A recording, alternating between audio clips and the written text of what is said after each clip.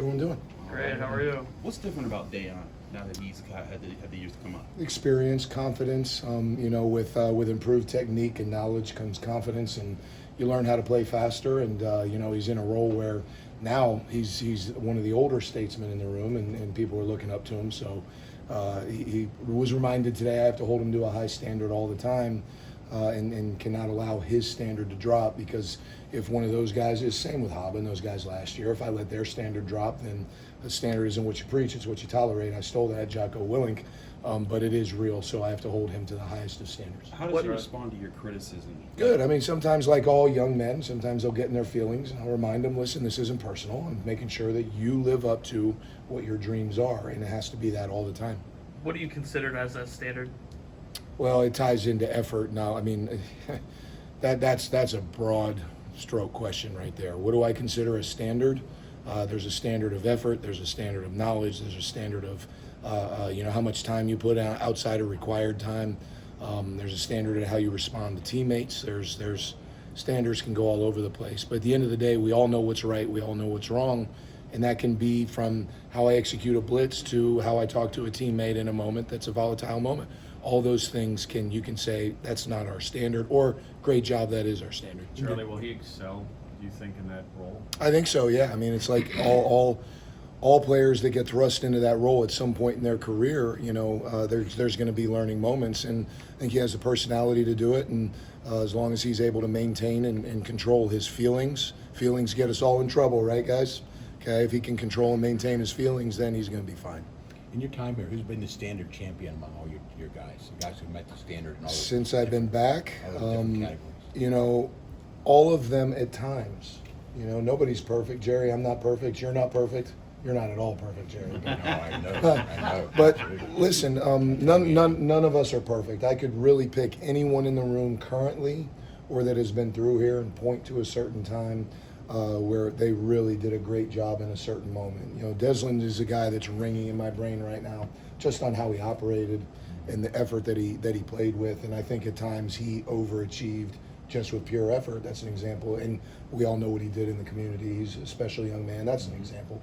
Do you have to go ahead? Throughout the spring, we've heard tales of the ghost.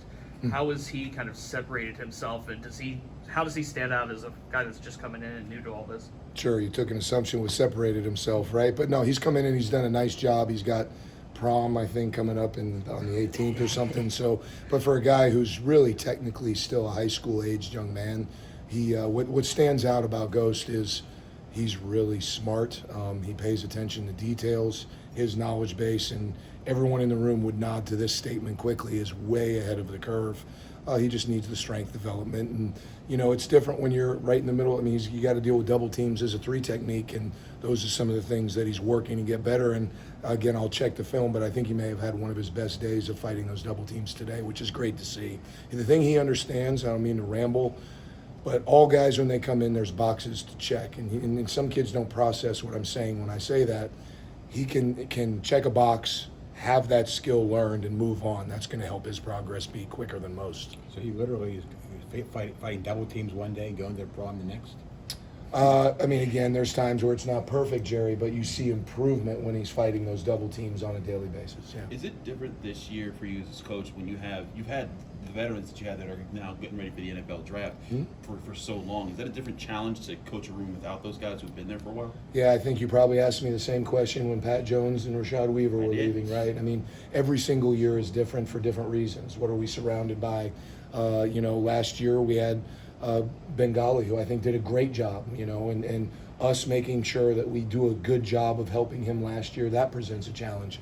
Like you said, losing Kalijah, losing Haba, losing Deslin. Chris Maloney, guys, did some really good things for us. Losing those 4 guys in the room, that's a challenge. Every day, every year, there's different challenges. So sure, this year has its challenges. It's only every few years, though, when you have this much turnover, and you've had it before. I mean, you mentioned Patrick and Rashad and stuff like that. Is there a certain level of excitement of like, okay, I'm going to see this next crop, or is it kind of balanced out by sort of trepidation that you don't know? That's a good question, and I don't want to go too deep in layers here, but one of the things that COVID has created, it's forced some kids to learn to be patient, right? So you have Deslin, who comes back because he got the extra year.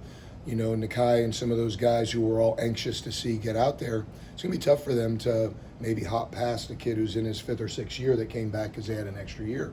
But to your point, I am excited to see Nakai, Sam Okunlola, some of these guys that we've all been anxious to see, and I'm excited about what they're doing. But you still have Nate Temple, Bam Brima, you have the 3 6-year D tackles. So it's a nice mix of veterans and new guys that are learning how to play the game consistently. What have you seen different from Sean Fitzsimmons? He really just keeps getting better every day. He's playing with confidence. That's a kid who does a great job against double teams. There's a skill. I won't bore you with technique stuff, but getting your shoulders through a very narrow crack with about 620 pounds coming at you, but still keeping your hips moving a certain way. He has a gift of doing that, and he's been able to learn how to use that to his advantage. It's been fun to see. Charlie, Dayon was saying that Sam is the guy that's really impressed. What has stepped up, or has he shown you? He's so twitchy, and he's now learning how to use his twitch and his quickness. He's gotten stronger, which he definitely needed to do when he got in here. He works really hard to learn the playbook, learn the offense, what all the different formations and those things mean.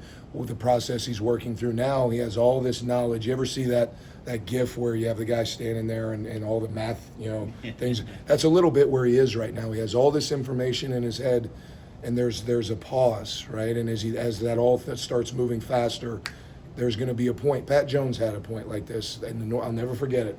We were at Notre Dame. We played him really close, and then we went on. I think that was the year. I think it was 18 when we went and won the Coastal and lost to Clemson in the championship.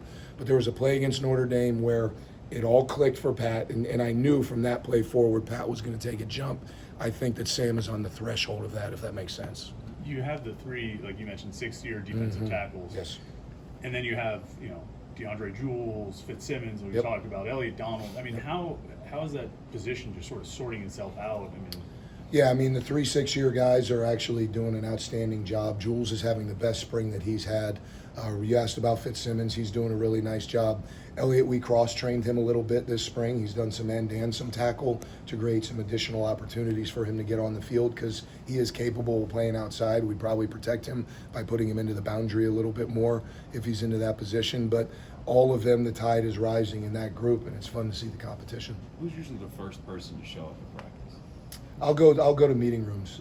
Honestly, yeah. So it's 2 guys consistently this spring. It's easy to answer. It's Devin Danielson and Jimmy Scott. It was a fascinating moment. We were outside of meetings, not required. Guys in there getting some extra stuff, and Coach Deuce came in and had like a mini board challenge with Jimmy Scott, and Jimmy didn't perform in that moment the way he wanted to with Deuce. He'd fire for him, whatever, right? He fired some questions at him. From that moment forward, Jimmy's been in every day, just about the same time. You're talking 6:15. Those 2 are rolling into the meeting room early, and it's really helped Jimmy. We really haven't talked about Jimmy. Jimmy has heavy hands. Jimmy's quick. I think most of you know he played running back in high school. All those talents are starting to show up, and when it clicks, he's going to be a guy that you're going to see this jump, and it's coming soon. It's fun to see. What did I ask about Servassier with what he was able to do at Pro Day? What's the one trait or one tool that he has that you think is the most translatable to the next level, and just your overall thoughts on him as a prospect for the NFL? Yeah, the jumps and all those things speak for themselves, but to answer your question, it's his instincts.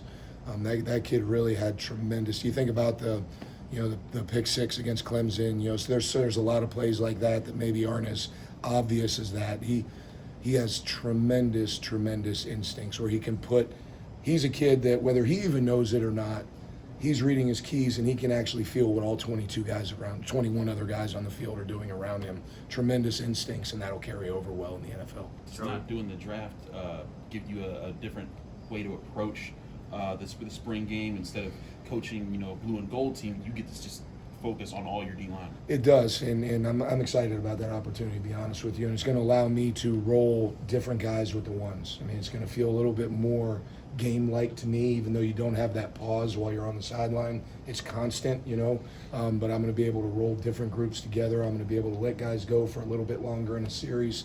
Like one of Dayon's challenges right now is, and he would tell you this in the UCLA game, and I'm calling him 30-play Dayon right now, right? And he's proven me wrong, but this spring, 30 plays, he started to kind of slow down a little bit in the UCLA game. And I need to see him, all the kids ask me, Coach, how can I Jalen Twyman? Coach, how can I play 60 plays a game? prove to me that on play 40 I'm not able to take you out on the field, from off the field. And that's what Daon's challenge is right now, and I'm going to be able to create some of those moments on Saturday with everybody. Anything final for Will Coach? there be actual 3 and outs and then a punt in the game? Or To my understanding, yes, but you'll have to ask the Bigwood office that one. I don't know. Yeah. We'll play. All good. Thanks, guys.